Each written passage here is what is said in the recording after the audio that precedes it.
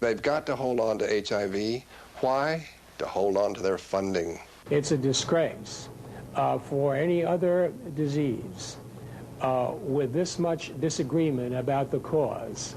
We would by now have a balanced portfolio. They're dispersing AZT to 200,000 Americans in the name of a hypothesis that stands unproven, a drug that is the most toxic drug that has ever been licensed for long-term consumption in the free world. How the United States gave AIDS to the world. Acquired Immune Deficiency Syndrome, known best by its acronym, 4 letters we've been told to fear. The AIDS crisis is very real. Its dark form casts a shadow over the statistics of the dead and dying. Virtually non-existent in 1980.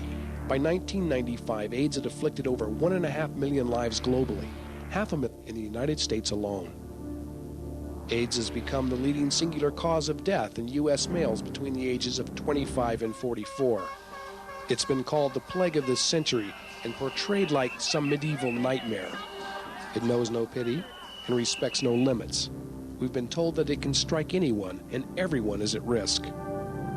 For over 15 years now, AIDS has terrorized social America, and still there is no cure. What causes AIDS? We've been told that AIDS is caused by this tiny retrovirus. Its name is HIV, and virtually everyone who is infected with it is expected to develop any one of 30 different diseases, all of which ultimately result in death. To stop HIV and AIDS, the U.S. government has enacted emergency measures, spent $40 billion, and mobilized the greatest scientific research effort in the history of man. The war against AIDS has spent more money and utilized more scientific talent than it took to land on the moon. All this to fight a microscopic enemy, and still there are no certain results. After 15 years, the public asks, why? There is a good explanation as to why the war against AIDS has been a total failure. We've spent all our time and money trying to stop this virus, HIV, and as many top research scientists have tried to point out, this virus is not the cause of AIDS. For over 10 years, this argument against HIV has been dismissed by the government, suppressed in the media, and disputed by the political economic powers of the AIDS industry. Yet, since 1987, a growing group of scientists continue to make this unnerving allegation. AIDS research has not failed because it never found a cure. AIDS research has failed because it never found the cause. Is this virus, HIV, really the cause of AIDS? If it isn't, why are we being told this? The virus that causes AIDS. The virus that causes AIDS. The AIDS virus. HIV, the virus that causes AIDS. The public has been very supportive, yet with over 100,000 research papers published on HIV and AIDS, there is still no direct proof HIV causes immune deficiency.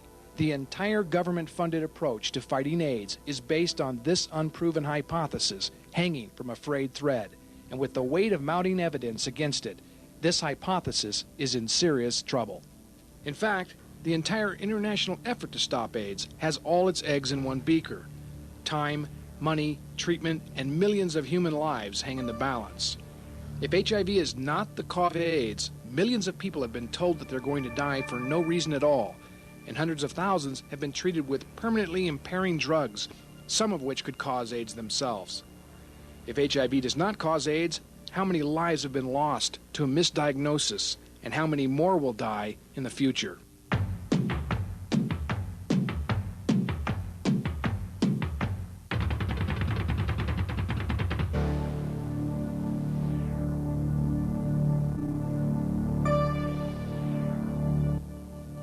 In the next few minutes, we will present 10 scientific arguments that explain why HIV does not cause AIDS, what the causes could be, and why treatments with dangerous drugs like AZT are unnecessary and cause the very disease they're supposed to prevent. We will also explain to you why this information has been kept back from the public awareness, and why the U.S. Department of Health, the pharmaceutical industry, and AIDS activist organizations have perpetrated this myth. As citizens, taxpayers, and people who also someday could be at the mercy of a misguided program like this, we hope you will see the importance of this issue. Is HIV the cause of AIDS? If not, as Neville Hodgkinson of the London Sunday Times put it, then we will have witnessed the greatest medical scientific blunder of the 20th century.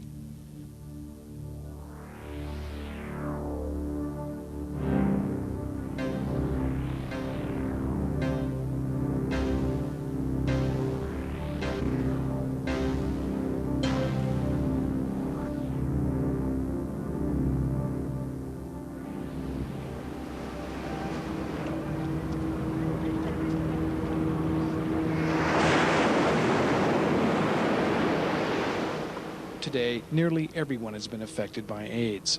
Whether it's a friend or a lover, a business acquaintance, or even a perfect stranger, AIDS has had an impact on our entire culture.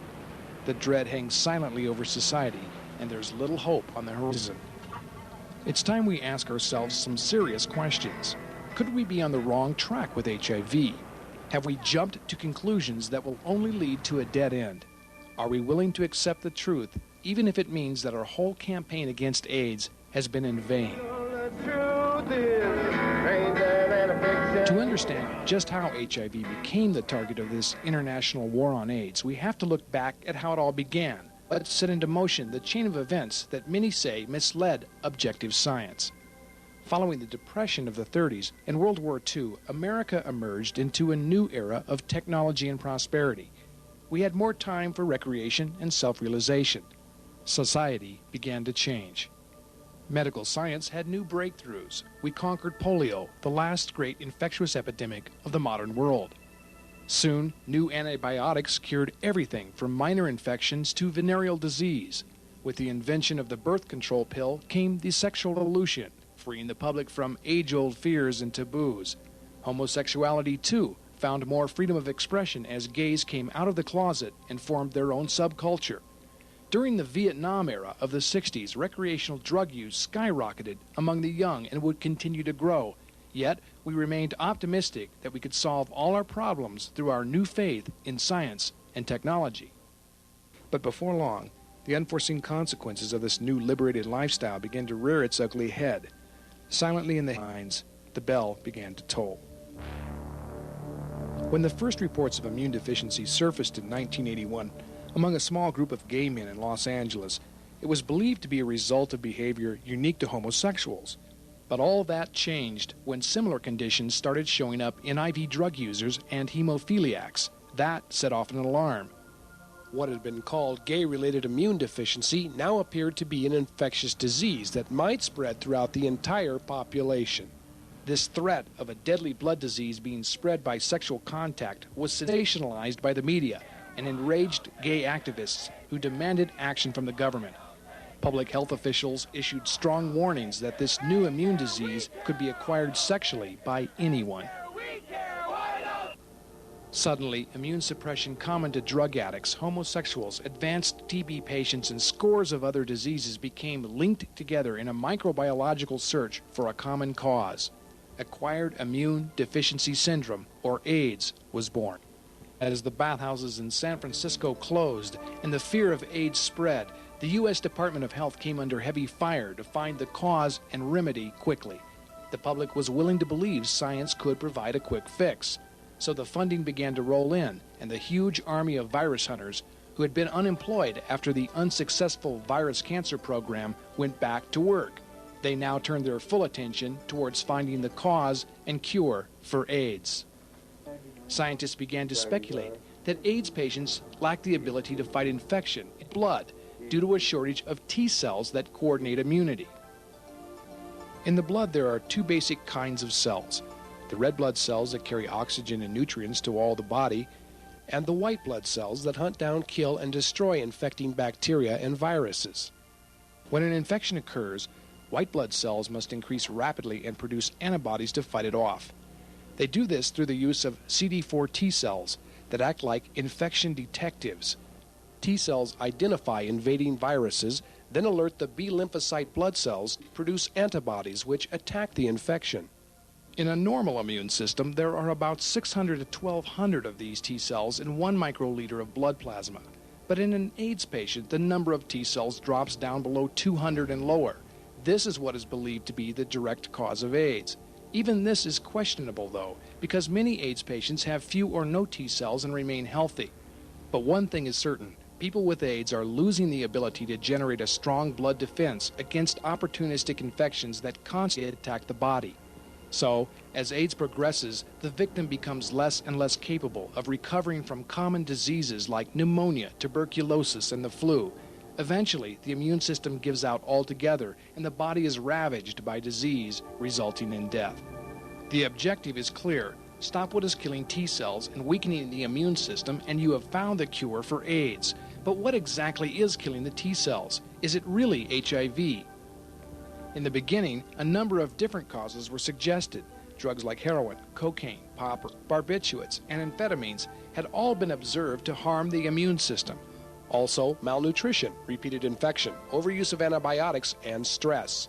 But these behavior-related causes were politically incorrect with gay activists who wanted to distance themselves from the idea that AIDS might be self-inflicted. And government-funded research programs needed money and promised results. So, the decision was made politically to abandon the behavior AIDS model for the infectious epidemic model, and the virus hunters pressed on, self-convinced that AIDS could be stopped by a vaccine or a treatment. Two of these were Robert Gallo from the National Cancer Institute and Max Essex from Harvard, who had made public speculations by 1982 that AIDS might be caused by a retrovirus. Gallo's earlier research with retroviruses in the cancer program had been a failure. None of the viruses he studied could be directly linked to the cause of a disease, and his research yielded no benefit to the patient whatsoever. But one virus, HTLV-3, got Gallo's full attention. It was this virus, or as Gallo claimed, a variant of it, that would become the virus that causes AIDS. Yes! Fight back! Fight back! Fight back! Riding the whirlwind of public demand, Gallo made his move. On April 23, 1984, Secretary of Health and Human Services Margaret Heckler and Robert Gallo called a press conference together that would involve the United States Department of Health in what critics claim would become the biggest medical scientific blunder of all time. First, the probable cause of AIDS has been found, a variant of a known human cancer virus called HTLV-3. With HTLV-3, Gallo's white elephant virus program made the jump from the cause of cancer to become the cause of AIDS and the target of billions of dollars in research funds. Simultaneously, as the press conference was going on, the test used to detect HIV was being patented, which would earn the U.S. Department of Health over $100 million a year and large financial kickbacks to Robert Gallo. The AIDS industry was born, and the U.S. government was now fully invested. Naively, Secretary Heckler predicted that a vaccine would be ready for testing by 1986. We hope to have such a vaccine ready for testing in approximately 2 years. For the moment, everyone was happy about the discovery of the probable cause of AIDS. Gay activists were satisfied that the government was finally doing something. But the public was not aware that Gallo had bypassed a major checkpoint before making his announcement. He had not submitted his test results to other scientists for peer review. No one had a chance to critique or verify his claim, and his test results were not published in Science magazine until 1 week after the press conference. This was a dangerous violation of scientific protocol. Suddenly, a challenge to Gallo's ethics emerged, which would become an international scandal. The Institut Pasteur in Paris claimed that Gallo's AIDS virus was identical to LAV, a virus Dr. Luc Montagnier had sent Gallo's lab 6 months before the press conference. The French were outraged and filed an international lawsuit against the U.S. Health Department on grounds that Gallo had pirated their discovery. The entire incident was embarrassing to the United States and had to be resolved diplomatically by President Reagan and Prime Minister Jacques Chirac of France. With this arrangement to split the profits made on the HIV blood test, the virus was given a new international name, the Human Immunodeficiency Virus, or HIV.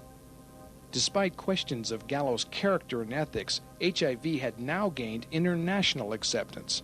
But when Gallo's HIV results were finally published in Science magazine, only 44 of 93 AIDS patients he tested, that's less than half, had the virus. Yet Gallo claimed that in further study he could find HIV in up to 90% of those he tested. As other virologists reproduced Gallo's research, they found similar correlations between HIV and AIDS patients. This high correlation seemed convincing to everyone that HIV must have something to do with causing AIDS. Everyone, that is, except Dr. Peter Duesberg. At the University of California in Berkeley, Duesberg became a world-renowned retrovirologist in the cancer program and the first man to map the genetic structure of retroviruses like HIV back in 1970. His honors include membership in the National Academy of Sciences due to his discovery of cancer-causing genes. Having researched retroviruses for over 30 years, some have called him the world's foremost expert in retrovirology. Dr. Duesberg was somewhat skeptical of Gallo's AIDS virus announcement. I wasn't madly impressed by it, because what else would you expect from a person like Gallo, who had studied retroviruses all his life, that he would say retroviruses cause AIDS? That seemed to me the first coincidence that made me wonder whether that was an authentic claim, or going to be an authentic claim. But I would say it was not a surprise that he would say that. He said it before, that it would cause leukemia or things like Alzheimer's disease, neurological diseases, and it failed. So I was not too impressed that this was going to be a winner now. And it would have been for the first time that a retrovirus would have been pinned down as a cause of a human disease, or even a disease in wild animals. For 18 months, Peter Duesberg studied every scientific publication on HIV and AIDS he could get a hold of. When he finally published his observations in Cancer Research in 1987, he stood alone against the tide of popular opinion and the government-funded AIDS industry. His position has become well known. He argues that HIV is not causing AIDS. It's a harmless passenger virus that has lived in humans for centuries without causing diseases. He believes AIDS is the result of other non-infectious factors like drug use. And ironically enough, AZT, the highly toxic medication prescribed to treat AIDS patients, actually does what the virus cannot, that is, causes AIDS itself. Though Dr. Duesberg's arguments were ridiculed by many and ignored by most, many of his colleagues studied his research and came to the same conclusion. Something is terribly wrong with the war on AIDS. Dr. Richard Stroman recalls the impact of Duesberg's arguments in cancer research. It was a remarkable review, and it raised the fundamental issues about viruses as a cause of both cancer and immunosuppression, basic questions that haven't been really responded to in any meaningful way in the almost 10 years since that paper was published. Soon other top scientists joined Duesberg and Stroman in questioning the HIV hypothesis also. Nobel Prize winners Dr. Walter Gilbert of Harvard and Kary Mullis, who invented the PCR. Dr. Charles Thomas, a former Harvard professor, organized a consortium of 12 signatories to address the issue. They would in time become the Group for Scientific Reappraisal of the HIV/AIDS hypothesis. We started out by writing a letter to Nature calling for a reappraisal of the evidence for and against the hypothesis that HIV did in fact do all these things. And there were about 10 or 12 signatories to this letter, and it was rejected, even though many of the signers of the letter were certainly reputable people. We tried Nature magazine, and it was ignored. And then we tried the New England Journal, JAMA, and so forth, and Lancet. In each case, we were rejected. They would not publish this letter. It was only 4 sentences long. It read, it is widely believed by the general public that a retrovirus called HIV causes a group of diseases called AIDS. Many biomedical scientists now question this hypothesis. We propose a thorough reappraisal of the existing evidence for and against this hypothesis be conducted by a suitable independent group. We further propose that critical epidemiological studies be devised and undertaken. Now, that is certainly hardly a bomb-throwing letter, but nonetheless, they would have none of it. And being rejected made us angry, so we decided to extend the list of signatories So it jumped to 30, and then to 50, and then to 100. And then by 1994, up to 600, 188 of whom have advanced degrees. We publish a newsletter. We have a website. So it's a fairly large organization now. Though the scientific establishment has continually ignored Duisberg and the Group for Reappraisal, some individuals are having second thoughts. At the San Francisco International AIDS Conference in 1990, Dr. Luc Montagnier, who discovered the virus originally 6 months before Gallo's claim, made a startling statement. HIV might be harmless. Against his own interest, Montagnier's statement should have been earth-shaking, but the conventioneers paid it little attention and went right on talking about new antiviral drug treatments. Why is the scientific community ignoring the dangerous ramifications of this essential question about the cause of AIDS? Do we have an answer? Yes, in retrospect, we certainly do. Too many people are making too much money out of it. And money is much stronger than truth. If the AIDS establishment will not respond to this issue, then it's time that the public heard the evidence against HIV and demand answers. For the next few minutes, we'll show you why HIV fails as the cause of AIDS and what the real causes could be. We will also explain to you why AIDS is not being caused by conventional sex, and clean needle and safe sex programs will do little to stop AIDS. You'll have to pay close attention and do some thinking. First, 10 scientific reasons why HIV is not the cause of AIDS. To begin with, let's take a close microscopic look at the virus itself. Number 1, HIV, like all other viruses, is harmless after antibody immunity. HIV is a retrovirus. Retroviruses reproduce themselves through a process called reverse transcription. Its receptacle attaches to the coating of the T cell. It penetrates the cell and encodes its RNA genes into the cell's DNA. And as the cell multiplies, the new viruses break free and go on to reproduce themselves in other cells. Like all viral infections, HIV reproduces rapidly immediately after it infects the body, causing a slight fever and some cold symptoms. But nature has given the human body a built-in defense called antibodies. These tiny protein molecules are generated by the B lymphocyte blood cells to track down and kill invading infections like HIV. Antibodies scour the entire system until all the invading germs are dead or become dormant and inactive. Antibodies are the reason why we get well after a cold and become immune to diseases like chickenpox or the measles. Ironically, when a person is tested for HIV with the blood test, they are not testing for the virus, but the antibody that has been generated to stop it. When a person tests positive to HIV, they have produced their own antibody vaccine, which means they are now immune to the virus. All infectious diseases must win the race against the immune system's antibodies to kill the host. There are no known diseases that ever reemerge to cause the illness after the antibodies have done their job. No, there's no such disease, no precedent for it.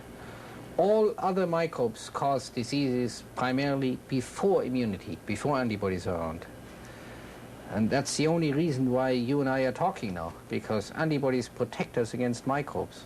Once you have antibodies, you're safe against these microbes. The whole basis for vaccination, 200 years old, Edward Jenner came up with that, or others too, but he did. He's the name in it. There's not one precedent where a microbe only causes a disease after immunity. Some come back. There are always some marginal exceptions to this generalization. It's not a real exception, but partial. But none ever had caused the disease only after antibodies appeared, which is how AIDS is defined. None. Every 8th grade biology student should question why this basic fact of science has been turned upside down with HIV. The taxpayer should ask why we've spent 12 years and billions of dollars developing a vaccine against HIV when the best vaccine possible already exists when an individual tests positive. Reason number 2, HIV does not kill the T cells it infects. AIDS patients are losing T cells, and because these are the cells HIV affects, it was assumed that HIV was killing them. But only under rare laboratory conditions do retroviruses kill their host cells. In fact, Robert Gallo and other AIDS researchers use T cells to grow the virus because T cells live quite compatibly with HIV. This claim that a retrovirus was killing T cells was what sparked Peter Duesberg's suspicions based on his experience with retroviruses in cancer research. And here Gallo comes along and says, well, HIV is causing AIDS by killing T cells. When the T cells are killed, the immune deficient, and deficiency produces AIDS. That didn't seem to fit with everything we ever learned about retroviruses and knew about retroviruses, namely that retroviruses do not kill cells. Retroviruses are set apart from virtually all other animal viruses we know, human and animal viruses, in that they do not kill the cell they infect, ever. They're not killer viruses. That's why they are at least possible cancer viruses causing a disease. A virus that could cause a cancer, a disease, would be one that couldn't kill a cell. If it killed the cell, there wouldn't be a cancer. Reason number 3, HIV does not infect enough T cells to cause AIDS. Even if HIV killed the T cells it infects, it does not infect enough cells to cause AIDS. Shortly after HIV is brought under control by the antibody defense, the billions of virus particles become dormant and begin to disappear. Before long, the virus can hardly be found in T cell at all, infecting only one cell out of every 1,000, and sometimes as few as one cell out of every 100,000. On the other hand, T cells can reproduce at the rate of 5% a day. Simple math proves that HIV cannot infect enough T cells to cause them to die off and bring down the entire immune system. Even supporters of HIV admit that this low amount of T cell infection is a challenge to explain. AIDS patients are characterized by the deficiency or depletion of T cells. They lack T cells, that's why they're AIDS patients. But when the first data appeared, in fact, many from Gallo's, the first real good data on that came from Gallo's lab. The surprising news was there was no virus found in T cells. Practically none. In fact, the notorious difficulties of our nation's leading, at that time, leading AIDS researcher, Robert Gallo, in finding the virus led him to his well-known problems with essentially appropriating or misappropriating, stealing the virus from Montagnier. He couldn't isolate the virus because there was no virus there, not because he's incompetent, simply he confirmed what we are just talking about, there is no virus in AIDS patients, only antibodies against it. So if 1 in 1,000 cells or even 1 in 100 cells is infected by a virus, you won't get a disease from it, you won't die from it. In order to die from a depletion of T cells, you would need to have a virus that kills more than half of them. It's like saying you're dying, you're a 25-year-old man suffering a fatal disease or dying from a fatal disease because you stuck yourself with a needle or cut yourself while shaving.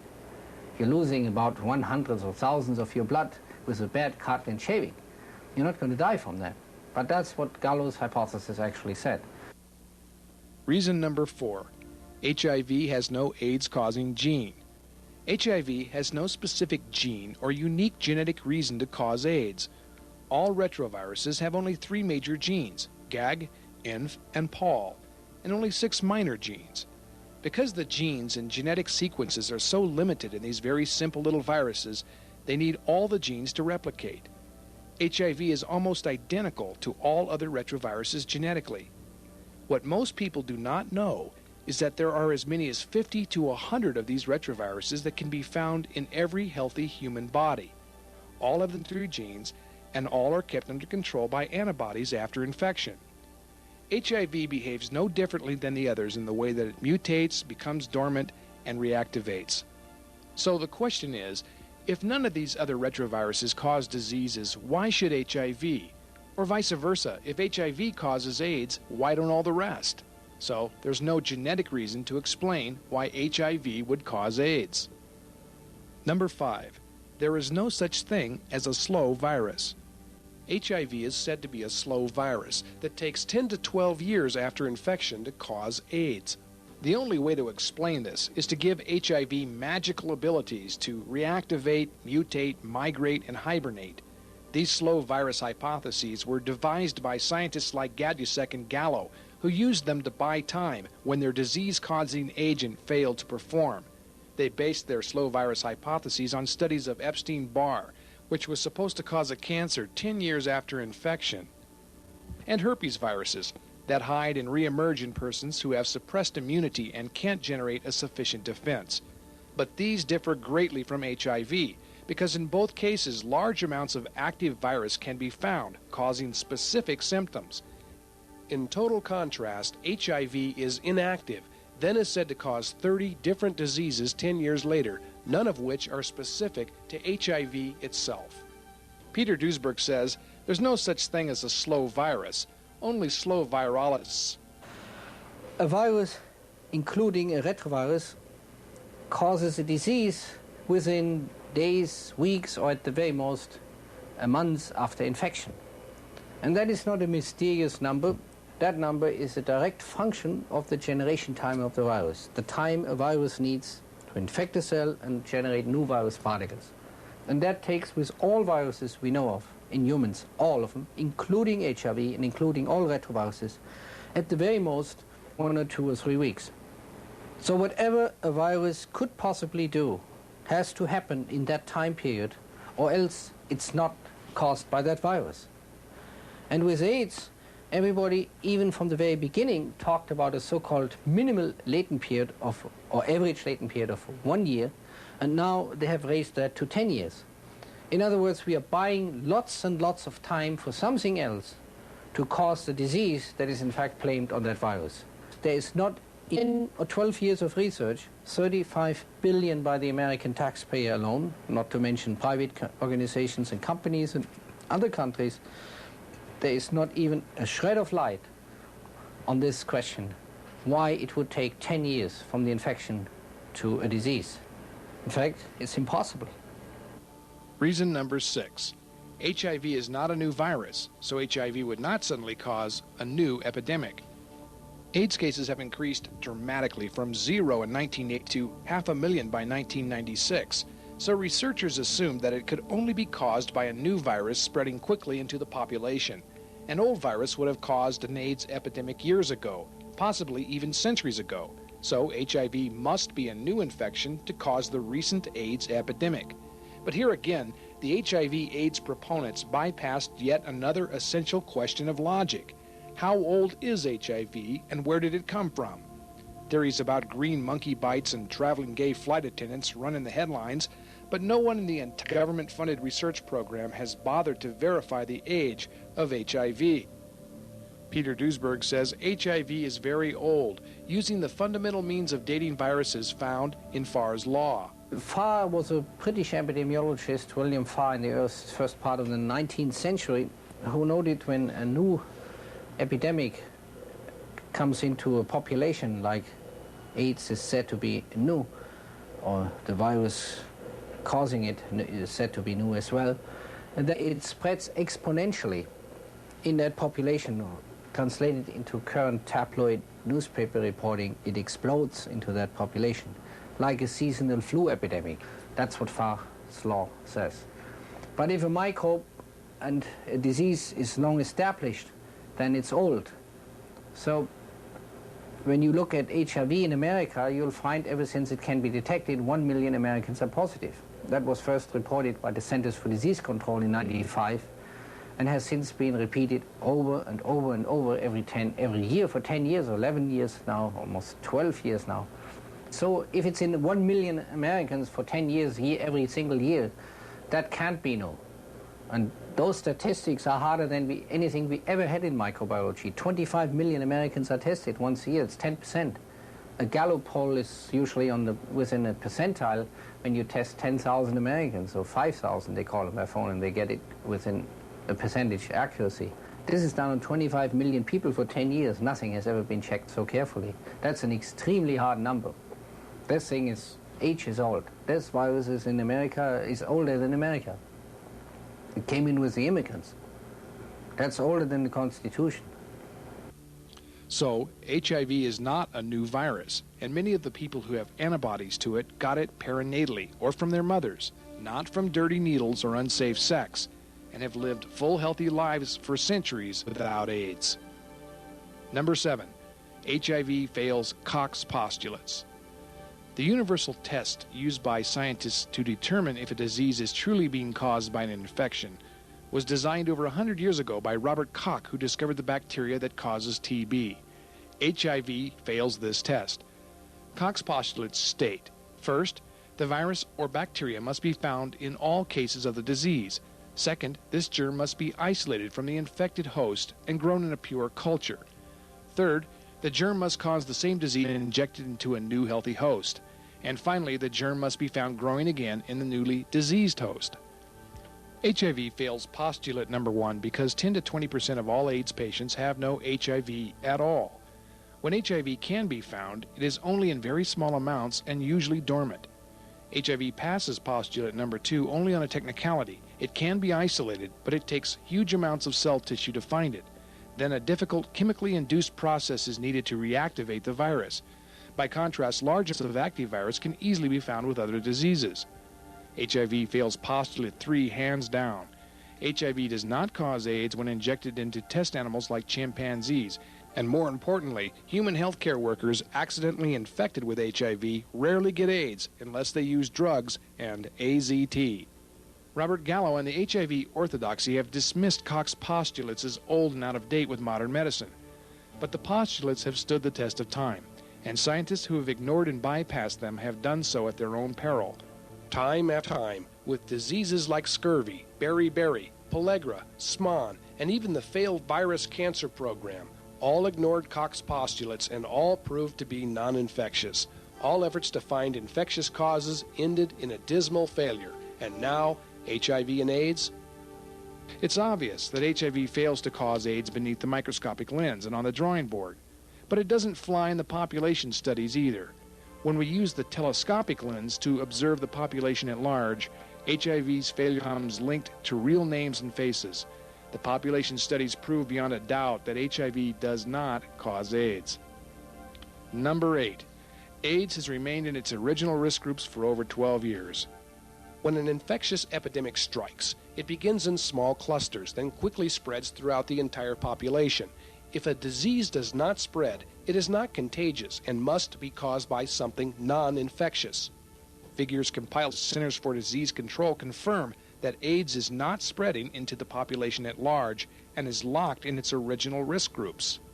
Homosexual males, IV drug users, hemophiliacs, and blood transfusion patients make up 97% of all AIDS patients and have continued at that rate for over 10 years.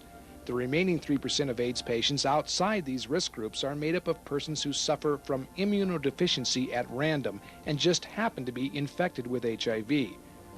If AIDS is truly being caused by a virus, the patients who do not fit into these risk groups would be growing above the 3% as the disease spread. But AIDS has failed to spread into the female population also. When the U.S. Army began testing new recruits for HIV in 1984, they discovered an amazing fact.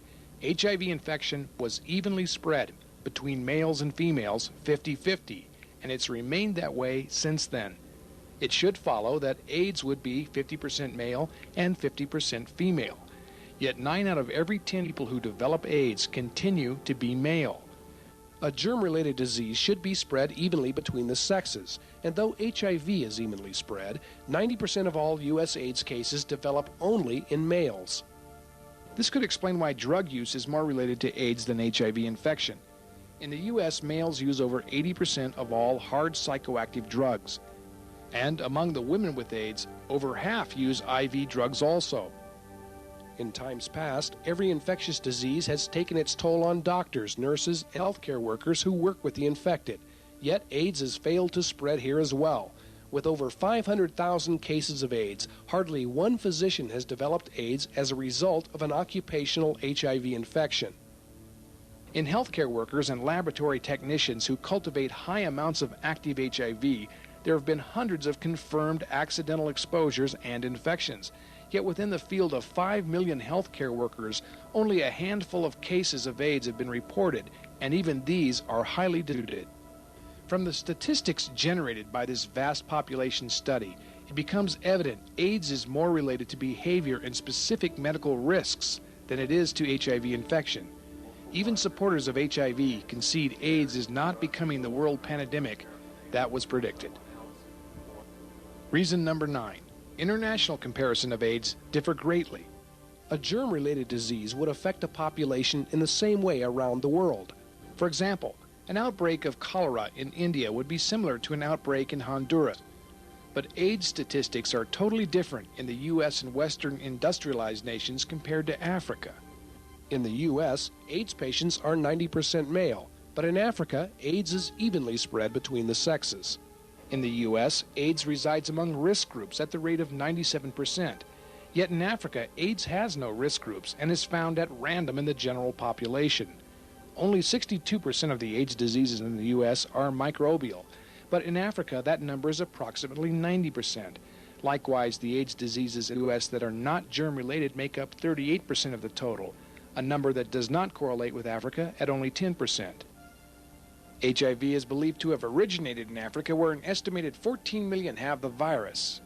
Because of malnutrition and other health conditions conducive to AIDS, statistics from Africa should be at least 14 times higher than in the U.S.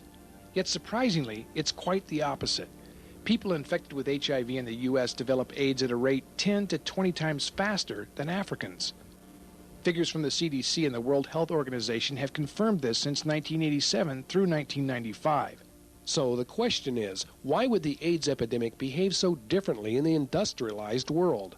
One good explanation is that HIV does not cause AIDS, and the real causes are hard psychoactive drugs used primarily in the U.S. and Europe.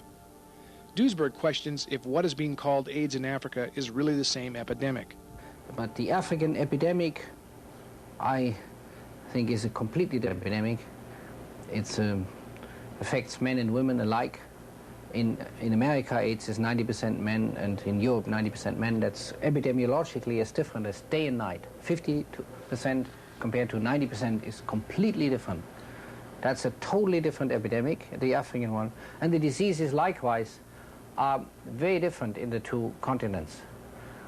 So clinically and epidemiologically, the two epidemics are very different. And in Africa, it's possibly malnutrition, parasitic infection, and poor sanitation. It affects, there are no risk groups. There's not homosexuals or intravenous drug users. It's just poor people without running water, without supermarkets, without doctors. The London Sunday Times questions whether AIDS in Africa is a myth. Quoting Dr. Kohutni Ohulu, if tens of thousands are dying of AIDS in Africa, where are their graves? Well, one of the members of our group is a fellow called Philippe Kreinen, who is up there in Tanzania, which is thought to be the epicenter of the AIDS outbreak. And there he and his wife, Evelyn, went to deal with orphans with AIDS. They're kind of well-to-do French do-gooders who, by the way, got quite a lot of money from France, I'm told, and who popularized the idea of AIDS in Africa. Well, after being on the ground there in Tanzania for a couple of years, he reported that after all this time we have to conclude that there is no AIDS and there are no orphans. The people that were thought to be orphans were actually being taken care of by their grandparents, while their own parents were off in Dar es Salaam making money. They came back at the end of the dry season or something like that. It's an amazing story. The AIDS diseases that these people were suffering from were just the same old diseases that everybody was suffering from in Africa from time immemorial. The only difference now is that if it was called an AIDS disease, then WHO and the United Nations send money. If it's called a diarrhea, what's new about a diarrhea in Africa? But if it's an AIDS diarrhea, well, then the United States sends money. Finally, reason number 10. AIDS occurs without HIV infection, and most people with HIV never develop AIDS. The evidence in support of the HIV hypothesis is based solely on correlation. Because the virus is often found in most AIDS patients, we have assumed HIV is causing AIDS. But the logic of that assumption is flawed because correlation does not prove causation. For example, the presence of HIV in AIDS patients is no more proof of the cause than the presence of birds on power lines prove that the birds cause power failures. They only correlate. So if HIV is a harmless passenger virus that only correlates with other real causes of AIDS, we should expect to see two things: people who are not infected with HIV, and HIV-infected people who are healthy and do not get AIDS. And that is exactly what is happening. What's also important is that different risk groups develop different diseases.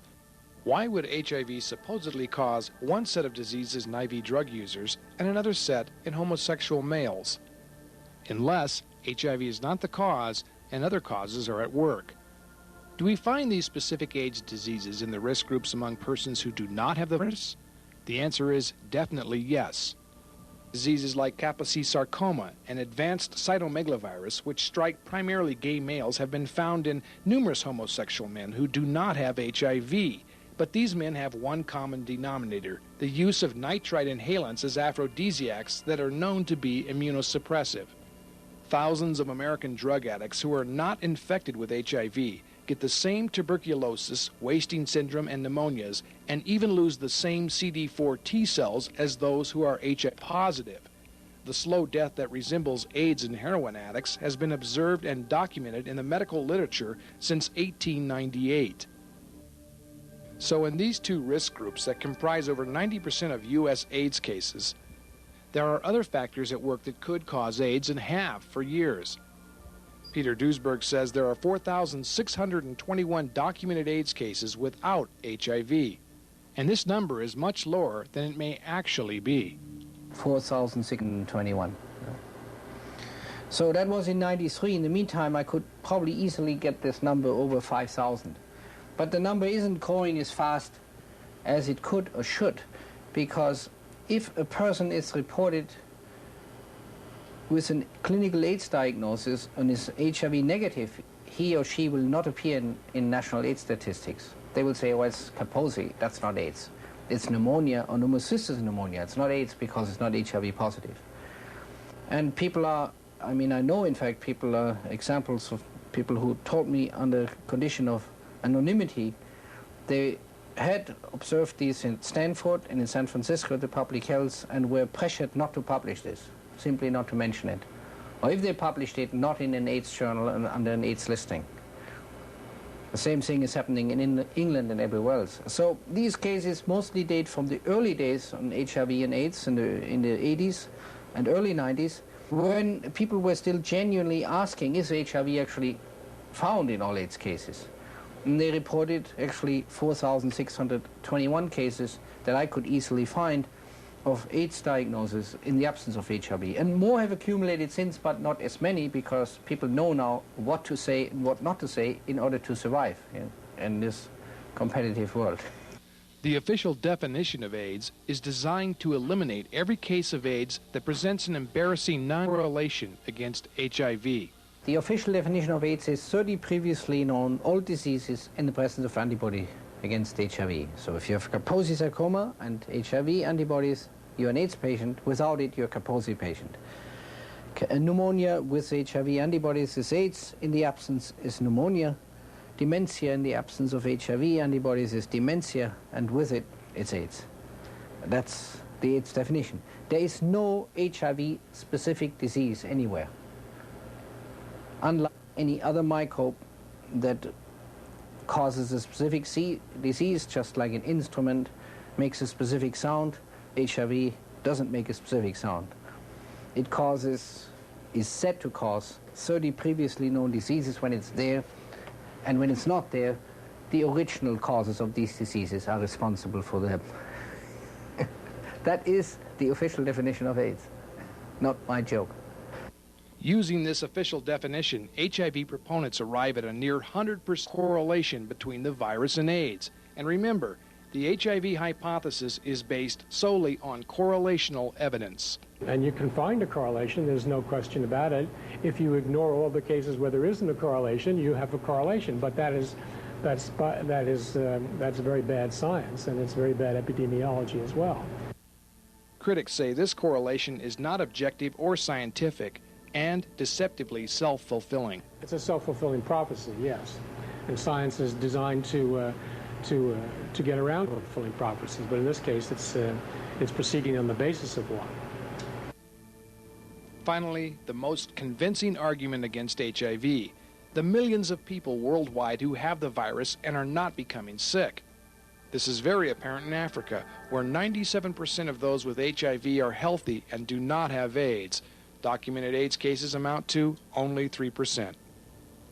Also in the U.S., where only 500,000 infected have progressed to full-blown AIDS over a 15-year latency period.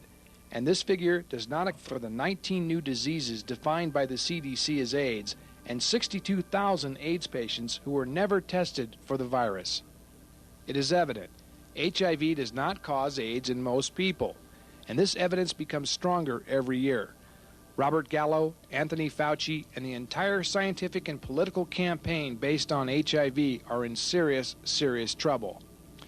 And as the foundation of the scientific support for this multi-billion-dollar hypothesis crumbles, the real causes of AIDS will continue to take hundreds of thousands of lives. Yet the hollow campaign goes on and on like a broken record. We have a long way to go in the fight against HIV, the virus that causes AIDS, the virus that causes AIDS, the virus that causes AIDS, the virus that causes AIDS, the virus that causes AIDS, the virus that causes AIDS. Then what could be the real causes of AIDS? There is no question about the reality of people dying. But if HIV is not the cause, what is? And what can we do to stop it? Under the protocol of scientific debate, Dr. Peter Duesberg and the Group for Reappraising AIDS are not required to solve the problem simply because they dispute the HIV hypothesis. But they have made some suggestions. To begin with, Duesberg argues that AIDS is not infectious, it is not being spread sexually, and it is not a threat to the public at large. He and journalist John Lawrenson have proposed that AIDS is caused by recreational drug use and AZT, psychoactive drugs used by homosexuals as aphrodisiacs, and injected drugs like heroin and cocaine, they claim, are the direct cause of AIDS in 9 out of 10 cases. AIDS has come from virtually nowhere or from a very low basis up to now currently 80, 90,000 cases per year in this country. So here's my curve. AIDS has gone up in the last 14, 15 years from virtually nothing that used to be called that way. There was always a low background of these diseases. None of the AIDS diseases is new. To up to 100,000 in 93, and now it's topping down to 80,000 last year. But HIV has been unchanging 1 million. So this cannot ever be the cause of this. This is going up from nowhere to 100,000, and this is staying 1 million for 10 years. How can this cause this? But if you look at this here, this shows you how cocaine use and heroin goes up. This is cocaine and this is heroin, and this is cocaine-related hospital emergencies. You will see that these two match pretty well. And that's what we discussed earlier. That's the lifestyle hypothesis or the drug hypothesis, that recreational drugs are causing these diseases. And they match perfectly over time. They track perfectly the drug use emergencies, heroin, cocaine in this case, and AIDS, but not HIV.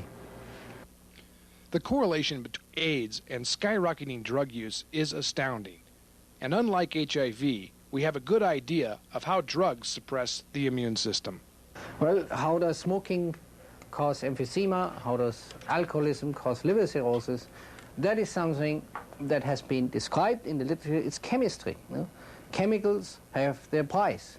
You can't expect to take chemical at a dose that gets you so high that you don't sleep anymore, you don't want to eat anymore, have 10 or 20 sex partners per night, to expect to be totally inconsequential for your health. If you do so much chemistry, put so much chemistry in your body and do it with your body, you cannot expect that this has no consequences.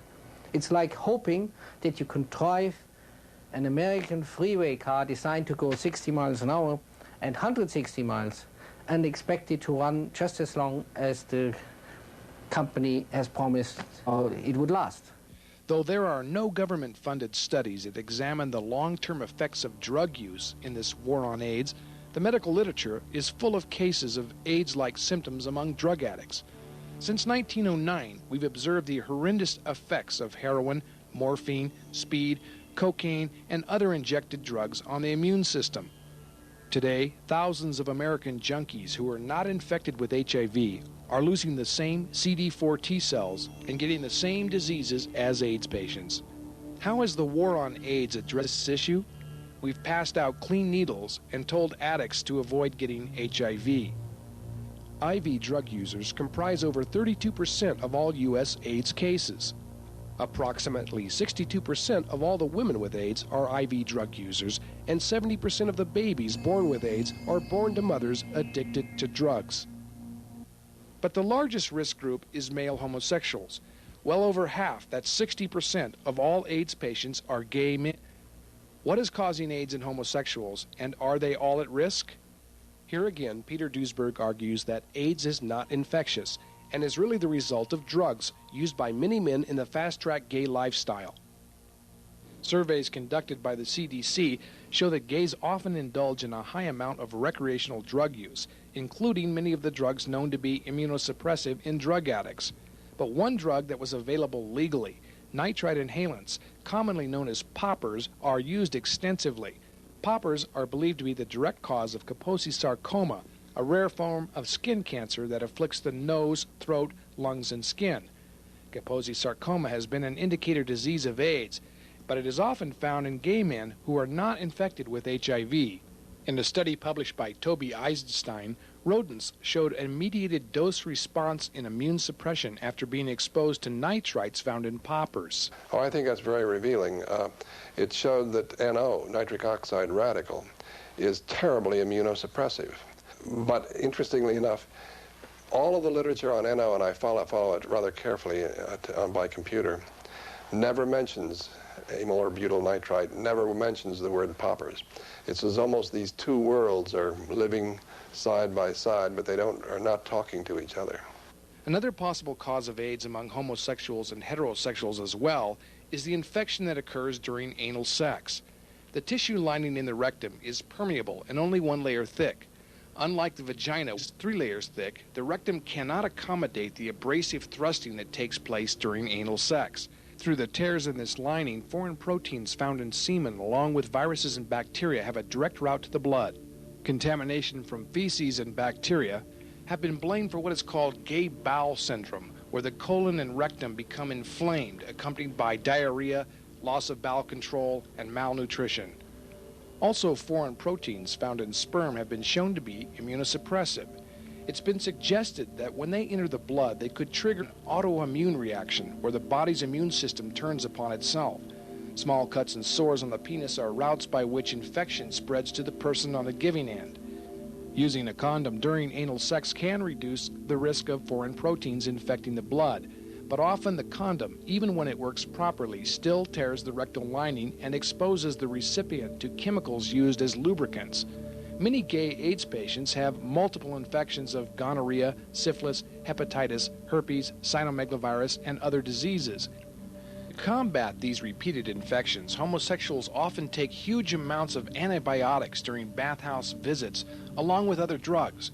These antibiotic overdoses also wear down the immune system. There's no doubt that homosexuals are contracting many of these opportunistic AIDS diseases sexually. But is this the cause of AIDS? Or simply put, are gays getting AIDS because of homosexual behavior? Or is it caused by drugs used commonly in connection with the gay lifestyle? Peter Duesberg points out that the number of homosexuals getting AIDS amounts to only a very small percentage of the entire gay population. So we're talking about a very small percentage of the homosexual population that is practicing this lifestyle, taking these drugs for sex. Those are the ones who are at risk, not homosexuals. Homosexuals, again, are as old as mankind is. Michelangelo was, Socrates was, Tchaikovsky was, and they all lived without AIDS, normal lives. Duesberg argues that if the war on AIDS focused upon drugs used in the gay lifestyle instead of HIV, we could save thousands of lives. We have over 100,000 studies on HIV and AIDS. And there isn't one, there is not uno, epidemiological study that has shown that a group of, I go as low as 10 or 20 men, homosexuals, heterosexual, doesn't matter, HIV positive, but not using poppers, not using cocaine, not using heroin, and not using AZT ever gets AIDS. Ever gets Kaposi sarcoma, tuberculosis, dementia, or diarrhea at the age of 25 or 35, where these men die when they take the drugs and have HIV. Why is there no such study? I think the answer is very simple, because HIV doesn't do it. It's the drugs that are doing it.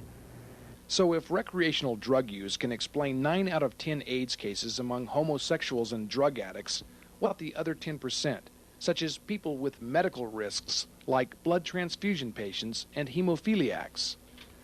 The risk in receiving blood is well known, and it should be no surprise that transfusion patients often develop AIDS symptoms. Because of the life-threatening conditions that require transfusions, almost 50% of all transfusion patients die within a year after receiving blood. In those that survive, their immunosuppression directly corresponds with how much blood they receive, the condition of their illness, and factors affecting their health regardless of whether they are infected with HIV. Hemophiliacs receive injections of blood-clotting factor VIII made from thousands of blood donors. Before blood was tested for HIV, many were infected with the virus and some developed AIDS. Yet some of the most revealing contradictions against HIV can be observed among this special group. For years, Dr. Duesberg has argued that HIV is not causing AIDS in hemophiliacs, and his research indicates what is. Foreign proteins found in clotting factor VIII that can be shown to have a measured dose response towards suppressing immunity in hemophiliacs. Almost 75% of American hemophiliacs are infected with HIV, yet the lifespan of hemophiliacs as a group has increased by 15 years during the AIDS epidemic. So, hemophiliacs are living longer than ever before in history with HIV. In fact, hemophiliacs with HIV develop AIDS at a slower rate than IV drug users and homosexuals. A recent study conducted by Sarah Darby at Oxford tracked death rates among British hemophiliacs between 1977 through 1992. The Darby study concluded that HIV-infected hemophiliacs were dying at a much faster rate, which supports the HIV hypothesis. But under scrutiny, the Darby study falls apart. The trouble is with the Darby experiment is that they did not control for the magnitude and amount of foreign proteins that were being received by these hemophiliacs. So it's impossible to determine whether HIV or foreign proteins in factor are increasing the death rates. Since HIV rarely contaminates factor VIII, those hemophiliacs infected with the virus would have the highest number of infusions of the factor and should be expected to develop AIDS faster. But the most alarming observation about Darby's study delivers a crowning blow to the HIV hypothesis, followed by a frightening realization. The data clearly indicates that the HIV hypothesis itself is causing AIDS. Look closely at the death rates. Even though many hemophiliacs had been infected with HIV for years before it could be detected, their mortality rate remained low. But when HIV testing was introduced in 1985, it suddenly jumped. The question is, why would someone living with HIV only start to die after being told they were infected unless the virus is harmless and it can only cause AIDS when a patient is terrorized by a diagnosis of death and begins taking deadly antiviral treatments like AZT that could cause AIDS themselves? The Darby study scientifically documents the HIV/AIDS formula for mass medical disaster, a failed hypothesis that spawns a misdiagnosis of death and terrorizes the unwary into taking deadly treatments that cause the theoretical disease. A self-fulfilling epitaph: HIV causes AIDS. AZT, AIDS by prescription. In 1987, the war on AIDS took another drastic turn for the worse. AZT, a toxic chemotherapy deemed too poisonous for cancer treatment, was approved to treat symptomatic and asymptomatic HIV patients in an attempt to kill the virus that causes AIDS. AZT is a DNA chain terminator, a poison designed to randomly destroy the DNA synthesis of reproducing cells. It was initially developed to treat leukemia victims, but after animal testing, the FDA determined that it was too toxic for use in human beings and banned it. But in 1987, when the AIDS scare hit its height, the FDA was pressured into approving the drug for use for the first time in human beings, even for people who were healthy and showed no sign of AIDS. AZT is highly mutagenic. meaning that it destroys the genes in cells and has been shown to cause cancer in rodents. It targets the bone marrow, where B lymphocyte blood cells are being made. These are the very cells an AIDS patient needs most for immunity. AZT destroys randomly bone marrow, kidneys, liver, intestines, muscle tissue, the brain, and central nervous system. Peter Duesberg claims AZT actually causes AIDS itself. AZT, yes, does directly causing AIDS-defining diseases. You know, AIDS is a lot of things, but it doesn't cause Kaposi sarcoma, I think, but it does cause immunodeficiency. It was designed to do that. It was designed to kill human cells. In fact, the manufacturer says that specifically that it can cause AIDS-like diseases. The manufacturer, that is Boris Wellcome, says it is often difficult to distinguish adverse events possibly associated with pseudobudin or pseudobudin administration, which is AZT, from underlying signs of HIV disease. In other words, even they acknowledge, not just Duisberg, that AZT causes AIDS or AIDS-defining diseases. In his book, Poison by Prescription, journalist John Lawrenson explains how AZT tests conducted by the FDA and Burroughs Wellcome, the manufacturer, were scientifically sloppy and outright fraudulent. During the experiments, patients taking AZT became anemic, suffered low white blood cell counts accompanied by vomiting. Over half had to have blood transfusions. 20% were transfused several times. Though both doctors and patients were not supposed to know who was getting AZT and who was getting the placebo, it became obvious halfway through the test who was on AZT. Out of fear and desperation, many of those being tested did drugs. The test was terminated early, and because of what appeared to be benefits from using AZT, the patients who were taking the placebo were now also given AZT. This made long-term follow-up of AZT's toxic effects impossible. Despite a warning by FDA toxicology analyst Harvey Chernoff that AZT not be approved, the FDA was pressured by AIDS activist organizations to lift the ban, and hundreds of thousands of people began taking AZT, even though AZT cannot cure AIDS and is only supposed to slow down the progression. But the logic behind AZT treatment is flawed, even if one believes HIV causes AIDS.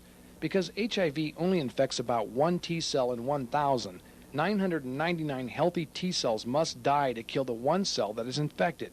And this can only happen early on, before HIV becomes dormant and is still making DNA. Yet AIDS patients are given AZT for months, on into years, randomly destroying DNA in all parts of the body.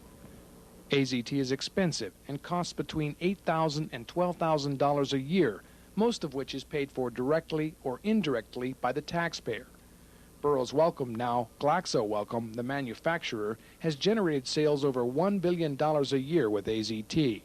Because of rules allowed by the FDA, a bottle of AZT that costs about $5 to make can be sold for over $500 as a prescription, and much of this markup is being subsidized by the taxpayer. There's no question that destroying DNA is lucrative, but what good, if any, does AZT really do? Patients who begin taking AZT show an immediate increase in T cells, and because it is assumed that HIV is killing those cells, AZT is assumed to be slowing down the virus that causes AIDS. Dr. Charles Thomas explains why this short-term effect is dangerously misleading. All toxic substances elicit a response, a positive response, for a while. For example, you can give people low levels of strain, and they suddenly become a little bit healthier, a little bit stronger. Before higher doses would kill them. Radiation, for example, causes a lengthening. Low doses of radiation causes a lengthening of the lifespan of rodents. Low doses of ethylene chloride, will also elongate the lifetime of rodents. Higher doses, of course, will kill them. So when you start on AZT, you're killing off your bone marrow, and the blood system notices a defect in red cells and other blood cells and sends out a signal, overproduce as long as you can. And for a while then, people start producing more than they did prior to the treatment. But as you kill off the sources from where it comes, you very soon bring it down to below where they started from, and ultimately pretty soon to death. So within a year or two, most people on AZT are gone, killed off from the AZT. Some last longer and some last shorter, depending on how sensitive they are to the drug. Peter Duisberg cites Kimberly Bergalis, the young woman supposedly infected by her dentist with HIV, as actually an AZT victim. Before she was treated with AZT, her only problem was a yeast infection common to many women. She became sick when she was treated with AZT. And she got all the symptoms that you would predict from AZT. She lost weight and she became anemic, lost her hair and couldn't walk, and died on a wheelchair a year later after treatment with AZT. I did nothing wrong, yet I'm being made to suffer like this. My life has been taken away. Is this AIDS, or is it AZT poisoning? Approximately 200,000 people are currently being treated with drugs like AZT worldwide, many who are not sick and have no AIDS symptoms at all. Studies have shown that physicians are less likely to question authority than other professionals. As long as the American Medical Association and the U.S. Department of Health back HIV, they'll follow suit. The shocking fact is, if HIV does not cause AIDS and AZT is actually killing their patients, the average doctor will be the last to know. I think that it's enormous cruelty in feeding people AZT. Certainly, it's not a good way to kill HIV.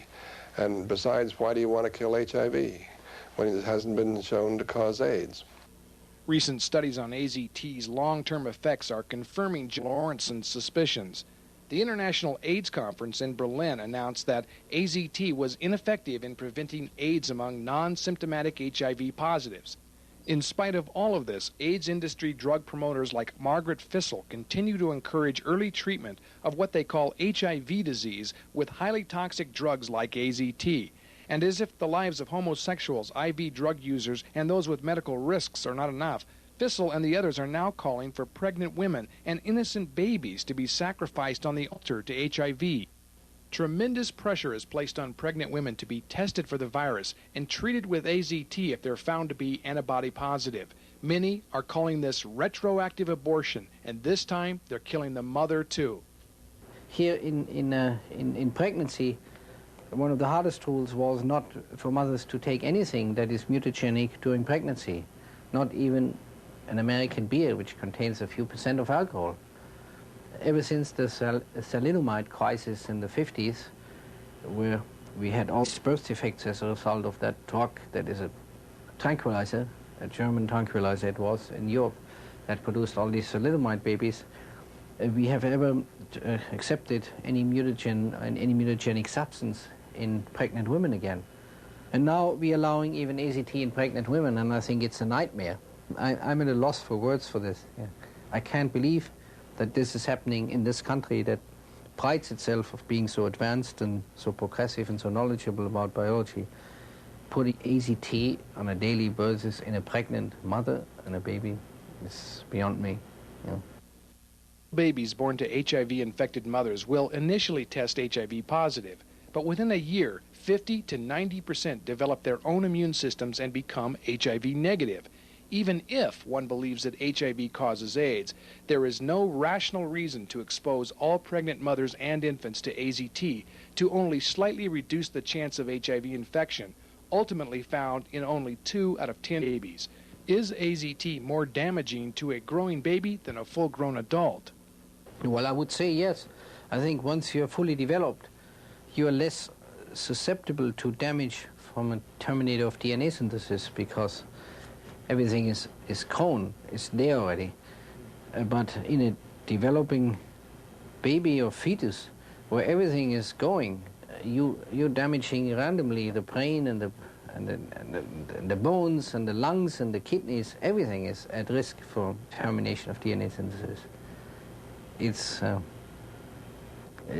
I don't understand it, that this can happen in this country.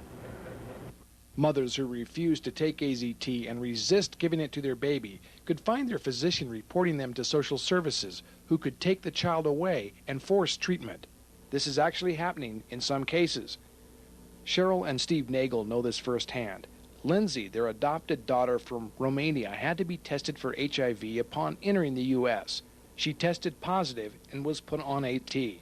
The Nagels became concerned after Lindsay would continually wake up at night screaming about pain burning in her legs. After contacting Peter Duesberg, they took his advice and got her off AZT, and the problems went away. But their physician has contested this decision and tried various ways to coerce them into continuing the AZT treatment. Lindsay is now doing just fine, but meanwhile, other children from her group who continued on AZT have long since died.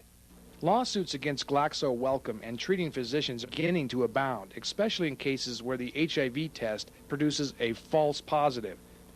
The federal government cannot be sued and is immune to responsibility for creating a mass misdiagnosis based on HIV. But how about the pharmaceutical giants that claim their drug prolongs life? They are responsible for very, very misleading, crooked, fraudulent tests. And I think they deserve everything that's coming to them. I think they have a great deal of culpability. And I think they should shoulder that culpability and make it right. What about the new drugs that claim to be an improvement, like DDI and DDC?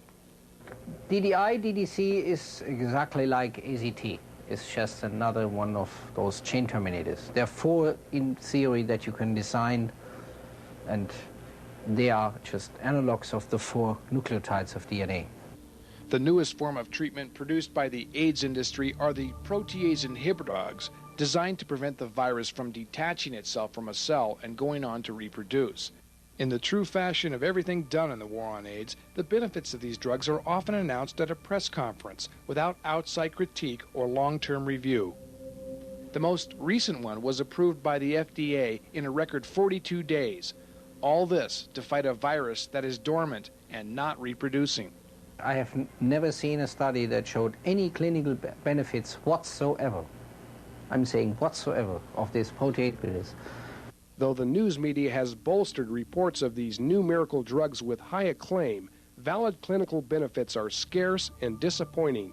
In one long-term study, 400 AIDS patients taking protease inhibitors showed no improvement over those not on the treatment.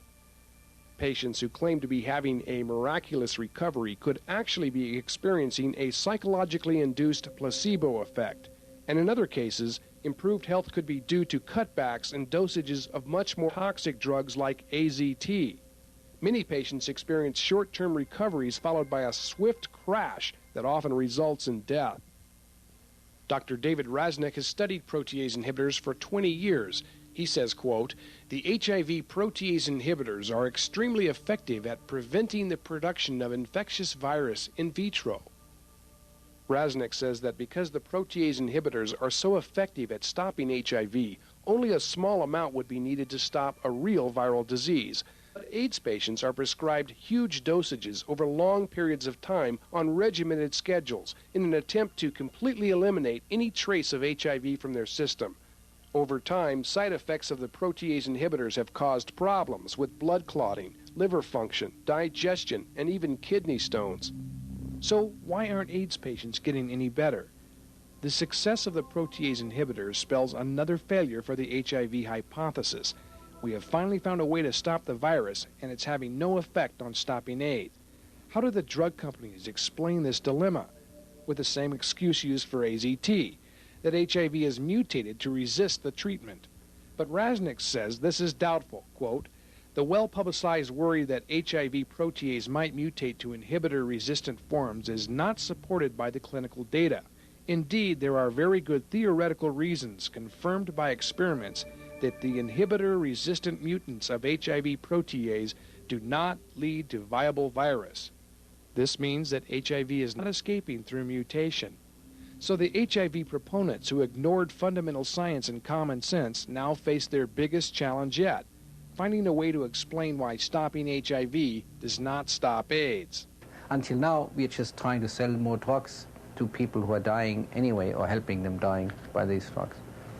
Tests are now being conducted on drug mixtures called cocktails, where DNA chain terminators like AZT are mixed with protease inhibitors and other strong drugs. These tests continually end prematurely, and the results are questionable. But the real question is, how fast will the market for these drugs evaporate if it's proven that HIV does not cause AIDS? It's obvious that the AIDS industry relies on the HIV hypothesis, but that might also work both ways, as one hand washes the other. HIV needs AZT to accomplish what statistics prove the virus can't do, that is, cause AIDS. How many AIDS patients have died because of treatment with AZT, and has AZT skewed statistics in favor of the HIV hypothesis?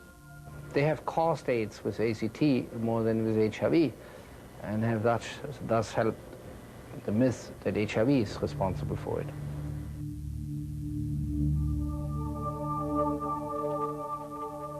Whether real or only perceived as real, the fear of plague has been a useful tool in the hands of political opportunists down through history, and so it has been with HIV. Critics say what is called AIDS education is in reality a clever propaganda campaign designed to exploit the good intentions of the uninformed.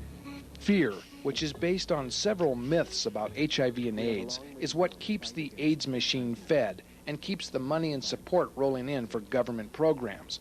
The chief myth, of course, is that HIV causes AIDS and that virtually everyone infected with it will die.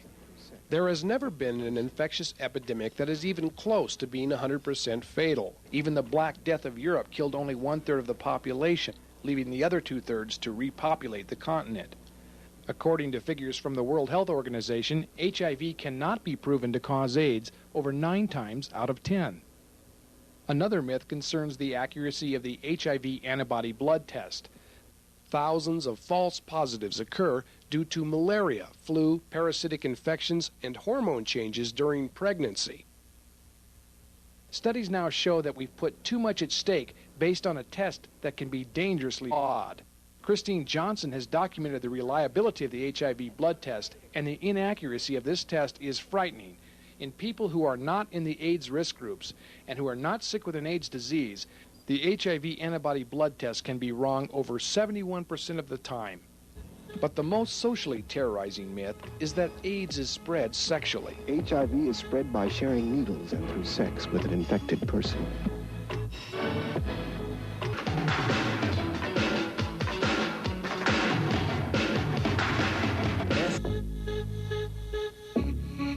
Even if there is one encounter, one sexual encounter. Studies done at Harvard show that HIV is almost non-existent in sperm.